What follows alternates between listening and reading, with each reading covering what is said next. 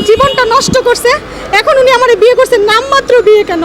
আমি সমাজের কাছে চাই যে উনি যেন আমার সঠিকভাবে স্ত্রীর মর্যাদা দিয়ে, উনি বয়স্ক মানুষ, উনি কয়দিন পর, কিন্তু ওনার নামের উপর যেন আমি থাকতে পারি, আমার সন্তানটা যেন থাকতে পারে, আমার সন্তানটা যেন আমার মতো কোনো ইতিমখানায় বা কোনো আশ্রমে বড় না হয়। উনি ও যেন মা বাবা দুইটাই সমান সমানভাবে পায়, আমার মতো করে যেন উনি বাবা ছাড়া ও বড় না হয়। এখন একা লড়ছি, তখন উনি আমার সাথে কি করছে? এখন এমপি আছে, এমপির অনেক লোক আছে, বিয়ে পড়া দেওয়ার পরও উনি এখনো পর্যন্ত ঘর নিয়ে দেন, এখনো পর্যন্ত উনি তার বানা করতেছে। তাহলে তখন আমি যখন একা ছিলাম উনি আমার সাথে কি করছে, এটা বুঝতে কি আর কোনো লোকের দরকার আছে? আপনি কি এখন স্ত্রীর স্বীকৃতি চাচ্ছেন? তো উনি আমাকে বিয়ে করছে, এখন আমার এই সন্তানটাকে নিয়ে একটা, আমার বাবা নেই, ভাই নেই, আমি আগেই বলছি আমি এতিমখানায় মানুষ হয়েছি। তো এখন আমার সন্তানটা নিয়ে কি আমাকে কেউ রাখবে? পৃথিবীর কেউ রাখবে? কোনো বোন রাখবে? আমি আমার বোনের বাসায় আছি 2.5 বছর, আর আমার বোন বলতেছে বাসা চেঞ্জ করবে এই মাসে। আমার বোন বলছে যে তুমি এখন এই বাসা থেকে চলে যাও।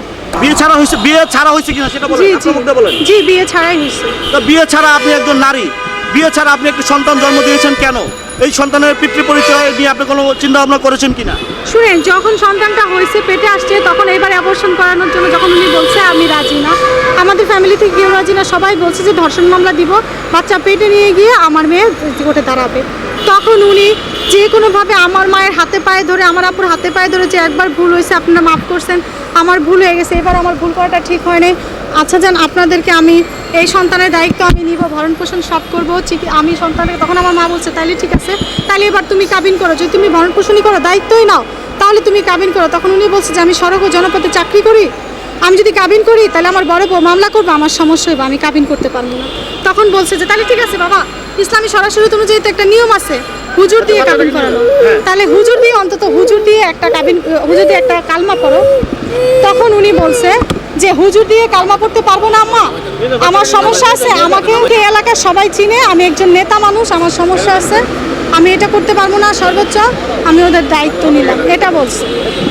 আচ্ছা, তো আপনাকে এটা বলেছে, তো আপনি এখন এই যে সন্তানের বিয়ে ছাড়া সন্তান জন্ম দিয়েছেন এবং আপনি তার সঙ্গে একাধিকবার মেলামেশা করেছেন, এটা বিয়ের আগে যদি আপনি সন্তান জন্ম দিতে পারেন, একাধিকবার মেলামেশা না করেন, তাহলে সন্তান জন্ম হতো না আপনার বিয়ের আগে, তো আপনি তার বিরুদ্ধে আবার কেন ধর্ষণের অভিযোগ আনছেন? আচ্ছা, এবার একটা কথা বলছেন, আপনি কি দেখছেন একাধিকবার সম্পর্ক হয়েছে, এটা কি আপনি শুনছেন? না, সম্পর্ক না হলে আপনার সন্তান বিয়ের আগে কেন জন্ম হলো?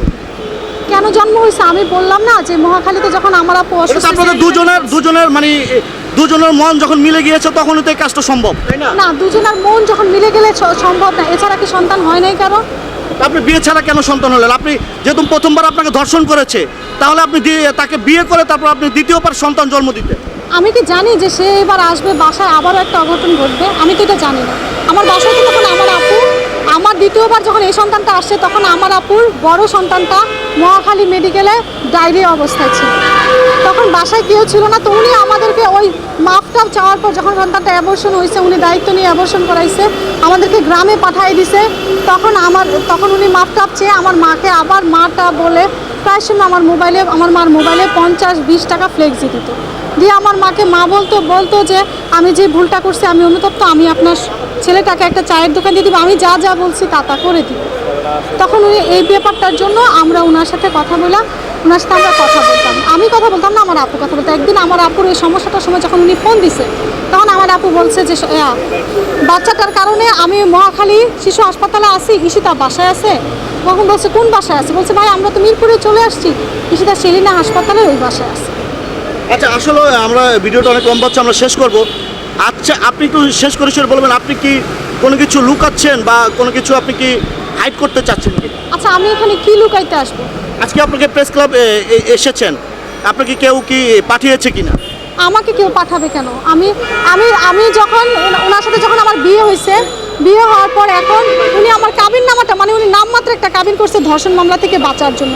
আমি যখন বলছি ধর্ষণ মামলা দিব পেটে বাচ্চা থাকাকালীন, তো আমি তো আর এর আগে এরকম বাচ্চার করে যে ওনার সাথে তো আমার তো আর কারোর সাথে এরকম বাচ্চাই হয় নাই যে বাচ্চাই হলে পেটে বাচ্চা থাকাকালীনই যে ধর্ষণ মামলা টিকে, পরে যার টিকে না এটা তো আর আমরা জানি না। উনি তো পেটে থাকাকালীন বলছে উনি বাচ্চার দায়িত্ব নিবে, উনি বাচ্চার সব কিছু করবে, এই কারণে মাফটাপ চাইছে যে এতে আপনার মেয়েটার বিয়ে হবে না, এগুলো যদি জানাজানি হয় আরও সমস্যা হবে। তখন একটা ফ্যামিলিতে কিন্তু সেই জিনিসটাই সব থেকে বড় করে দেখে। তখন আমার মা চিন্তা করে দিচ্ছে যেহেতু আমার কোনো গার্জিয়ান নাই, এটা তো আমার জন্য আরও বেশি সমস্যা। আচ্ছা, এখন আপনি কি চাচ্ছেন, এই ঘটনার কি চাচ্ছেন? তাহলে এটা কি সম্মিলিত, যদি সম্মিলিতভাবে হইতো তাহলে আমি অবশ্যই আমি প্রথম বাচ্চাটা অ্যাবর্শনের সময় ওনার কাছ থেকে আমি মোটা অঙ্কের টাকা নিতাম, তাহলে এটা হইতো সম্মিলিতভাবে। উনি তো আমাকে 4,000 টাকা দিয়ে উনি সেদিন হাসপাতালে আমাকে দেখতে আসেন, তারপরে আমার মা ফোন দিয়ে ওনাকে নিয়ে আসছে। উল্টাপাল্টা কথা বললে আর আমাকে করেন না, আপনি আমাকে হেয় প্রতিপন্ন করতেছেন। আচ্ছা, এখন আপনি কি চাচ্ছেন এই ঘটনা? আপনি তো আমাকে ছোট করে করলেন, আমি তো ধর্ষণ হয়ে থেকে আপনি তো আমার ধর্ষণ মামলা দিতে আপনি আমাকে আরো এজিটেশনের মধ্যে না ফেলেন। না, আপনি যে আপনার কথা, আপনার বক্তব্যে আপনি যেটা বলেছেন,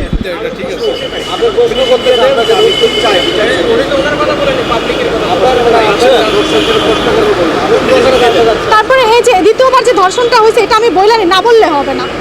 আমাদের বাসায় কিন্তু আইকন ছিল না। আমার বোনটা, আমি বলছি আপনি আপনি আমার বোনের ব্যাপারে সব কিছু জিজ্ঞেস করলে পাবেন যে আমার বোনের ব্রেনের সমস্যা। তো যেখানে একটা মা, বয়স্ক মানুষ, সে আমার মারতে পারে না, আমার সারা শরীরে পানি, আমার একটা প্রতিবন্ধী ভাই, আমার আপু, আমি এমপির কাছে গেছি, এমপি উনি বিয়ে পড়াইছেন, তাতে উনি আমাকে ঘর নিয়ে দেন। এমপি উনি বিয়ে পড়ায় দেওয়ার পরে যদি উনি ঘর না দিয়ে থাকে, তাহলে আমি যখন একা লড়ছি তখন উনি আমার সাথে কি করছে? এখন এমপি আছে, এমপির অনেক লোক আছে, বিয়ে পড়ায় দেওয়ার পরও উনি এখনো পর্যন্ত ঘর নিয়ে দেন, এখনো পর্যন্ত উনি তাল বাহানা করতেছে। তাহলে তখন আমি যখন একা ছিলাম উনি আমার সাথে কি করছে, এটা বুঝতে কি আর কোনো লোকের দরকার আছে? আপনি কি এখন স্ত্রীর স্বীকৃতি চাচ্ছেন? তো উনি আমাকে বিয়ে করছে, এখন আমার এই সন্তানটাকে নিয়ে একটা, আমার বাবা নেই, ভাই নেই, আমি আগেই বলছি আমি এতিমখানায় মানুষ হয়েছি। তো এখন আমার সন্তানটা নিয়ে কি আমাকে কেউ রাখবে? পৃথিবীর কেউ রাখবে? কোনো বোন রাখবে? আমি আমার বোনের বাসায় আছি 2.5 বছর, আর আমার বোন বলতেছে বাসা চেঞ্জ করবে এই মাসে।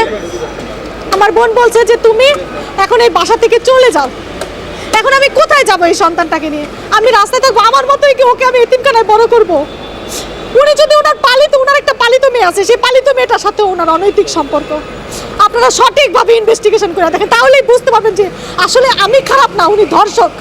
ওনার পালিত মেয়েটার একটা ইনভেস্টিগেশন হোক। আচ্ছা, এখন আপনি চাচ্ছেন স্ত্রীর স্বীকৃতি বা আপনার বর্তমান যে সন্তান হয়েছে তার স্বীকৃতি? হ্যাঁ, অবশ্যই আমি চাচ্ছি ওই পালিত মেয়েটার একটা সমাজে একটা, ওই পালিত মেয়েটার সাথে যে ওনার একটা অনৈতিক সম্পর্ক সেটাও বের হয়ে আসুক, আর উনি যে আমাকে এখন বিয়ে করছে সেটারও একটা স্বীকৃতি হোক। এই সন্তানটা ভবিষ্যতে আমার মতো যেন এতিমখানায় বড় না হয়, সেও যেন একটা বাবার মতো করে বাবা ফ্যামিলি থেকে বড় হয়, আমি সেটাই চাচ্ছি। আচ্ছা, আপনার বিয়ের কোনো কাবিননামা আছে আপনার? আমার কাবিননামাটা উনি আমাকে তুলতে দিচ্ছে না। বিয়ের যে কাবিনটা হয়েছে ওই কাবিনটা এখন উনি আমাকে তুলতে দিচ্ছে না। আমি কাবিনের অফিসে গেছি, ওনাকে কাবিন দিছে কিন্তু আমাকে কাবিন দেয় না, বলে কাবিনের টাকা দরকার, কাবিনের টাকা থাকলে কাবিন দিব, টাকা বাকি, কাবিন টাকা না বাকি না দিলে টাকা দিব না। তো কাবিনের টাকা কি একটা ছেলে একটা মেয়ে দেয়? তখন আমি বলছি যে উনাকে যদি আপনি ছেলে হিসাবে কাবিন দিয়ে থাকেন তাহলে আমি মেয়ে মানুষ, আমি টাকা দিব কোথেকে? আমার এখানে কাবিন দিচ্ছে না, আমি কি কাবিনের টাকা দিব? ওনারা আমার কাবিনটাও দিচ্ছে না। কাবিনটা যেহেতু দিচ্ছে না, তাহলে উনি যদি আমার বিয়ে করে থাকে তাহলে 2 মাস হয়ে গেছে, বিয়ের 2.5 মাস হয়ে গেছে, উনি আমার ঘর কেন দিচ্ছে না? তাহলে এটা কি বিয়ে হয়েছে? এটা যে একটা নামমাত্র বিয়ে। উনি ধর্ষণটা ঘুরচাপ দেওয়ার জন্য উনি আমার বিভিন্নভাবে ফোনে বিভিন্নভাবে হুমকি দেয়। আমার ফোন ট্র্যাকিং হইলে বোঝা যাবে যে কত আননোন নাম্বার থেকে বড় বড় লোকরা আমাকে ফোন দিয়ে হুমকি দিচ্ছে।